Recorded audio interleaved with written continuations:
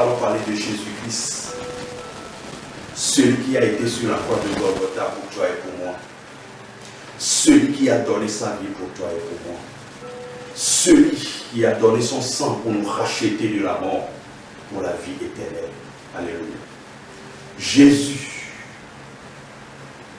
qui était au ciel, il est venu sur la terre pour me racheter, pour te racheter. Aujourd'hui, nous avons toutes sortes d'évangiles. L'évangile qui ne dit pas son nom. Nous avons toutes sortes d'évangiles dans le monde aujourd'hui. Et principalement dans mon pays, le Togo, nous avons des évangiles à ne plus en finir. Un évangile,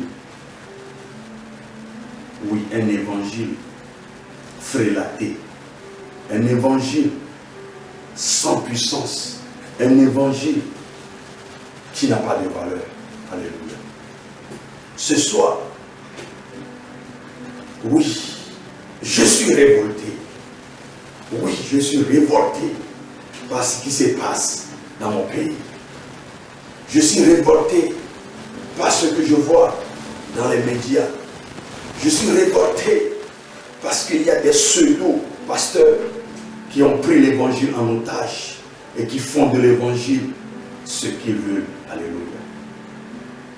Aujourd'hui, à tout coin de rue, nous voyons des gens, des marchands d'illusions. Je dis bien des marchands d'illusions qui vendent des choses aux chrétiens, soi-disant, pour les délivrer. Alléluia. Aujourd'hui, nous voyons des pasteurs qui utilisent des choses ésotériques dans l'évangile de Jésus-Christ. Oui, on vient, on va te purifier. Oui, viens, on va te laver. Oui, on vient, viens, on va te restaurer. Et est-ce que les herbes restaurent la vie de quelqu'un? Est-ce que tout ce que vous faites là peut changer, transformer la vie de quelqu'un? Non. Jésus a payé le prix de ta restauration. Jésus a donné sa vie pour toi. Pourquoi, mon frère, aujourd'hui, tu cours derrière ces marabouts pasteurs, tu cours derrière ces bocons pasteurs, tu cours derrière ces mamissis pasteurs qui vous vendent des choses qui ne sont pas en conformité avec le vrai évangile de Jésus-Christ. L'évangile, c'est la puissance de Dieu pour quiconque croit. L'évangile, c'est la parole de Dieu. L'évangile, c'est ce que Jésus a enseigné avant d'aller sur la croix. Et c'est ce que les apôtres ont perpétué. Aujourd'hui, nous avons un autre évangile que nous prêchons. Évangile associé avec des choses ésotériques, avec des herbes, avec des trucs bizarres que nous ne comprenons plus. Oui, un vent va souffler. Je dis bien un vent va souffler dans ce pays. L'Éternel va remettre de l'ordre dans sa maison. Un vent est sur le point de souffler dans ce pays. Alléluia. Que tous ces pseudo-pasteurs se repentent. Qu'ils changent de vie. Sinon, ils verront la colère de l'Éternel dans leur vie. Dieu, nous parlons de l'église de Jésus-Christ. Nous parlons de l'église que Jésus a formée. Il a dit, je bâtirai mon église. Alléluia. Jésus a fait cette déclaration. Je bâtirai mon église. Alléluia. Jésus qui bâtit son église. Ce n'est pas un homme qui le bâtit, mais c'est Jésus.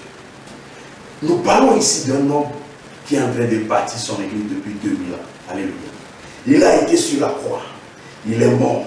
Il est allé dans le séjour des morts. Il a fait 3 jours et il est ressuscité. Nous ne parlons pas de quelqu'un qui est mort et enterré. Non. Toutes les religions dans le monde, à part le christianisme, ont vu les leaders mourir et enterrés. Ils ne sont pas ressuscités. Mais Jésus-Christ est le seul qui est ressuscité. Alléluia.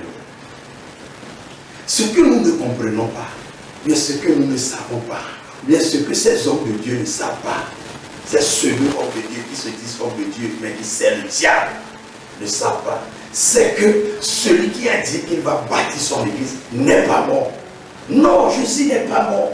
Jésus est vivant. Oui, il est là, Jésus. Vous êtes en train de faire quelque chose dans la maison de quelqu'un qui est là. Il n'est pas parti. Il n'a pas quitté la maison. Il est dans sa maison. Et vous venez gaillardement pour faire ce que vous voulez, pensant que le propriétaire de la maison n'est pas là. Mon frère, laissez-moi te dire quelque chose ce soir. Le propriétaire de la maison, il est là. Il n'est pas parti. Jésus est mort certes, mais le 3e jour, il est ressuscité. Et depuis, il est là, avec son peuple. Alléluia. Aujourd'hui, nous voyons toutes sortes de choses dans le corps du Christ. Nous voyons des choses se manifester. Nous voyons des gens faire des choses bizarres. On ne comprend même plus. Oui, Jésus est devenu le chou gras de tout le monde. Tout le monde prend Jésus pour faire ce qu'il veut. Oui, tout le monde prend Jésus pour faire ce qu'il veut. La colère de Dieu va frapper. Je dis bien la colère de Dieu va frapper. Alléluia. Je suis ce que je suis parce que Jésus m'a choisi. Je ne me suis pas choisi moi-même. Non, loin de là. Si aujourd'hui j'exerce un ministère d'apôtre, ça ne veut pas dire que je veux un grand nom. Non, non. C'est un ministère. C'est une mission que Dieu te donne. La Bible dit qu'il a appelé les uns apôtres, d'autres prophètes, évangélistes, pasteurs. Ça ne veut pas dire que l'apôtre est plus grand que l'évangéliste, que l'évangéliste est plus grand que le pasteur. Non, non et non. Ce ne sont que des ministères. Et Dieu appelle selon sa volonté. Oui, j'ai reçu aujourd'hui la grâce d'être apôtre de Jésus-Christ. Apôtre, ce n'est qu'un envoyé. Apôtre, ce n'est pas porter un grand nom. Non. Être apôtre, c'est être la personne que Jésus a appelée pour une tâche donnée. Alléluia. Ce que l'apôtre peut faire, le pasteur ne peut pas le faire. Ce que le pasteur peut faire, l'apôtre ne peut pas le faire. Ce que le prophète peut faire, oui, l'évangéliste ne peut pas le faire. Ce que l'évangéliste peut faire, le prophète ne peut pas le faire. Ce que le docteur peut faire, oui, l'apôtre aussi ne peut pas le faire. Alléluia. Nous sommes appelés à travailler ensemble, en synergie, pour le corps du Christ, pour l'édification du corps de Christ. Alléluia.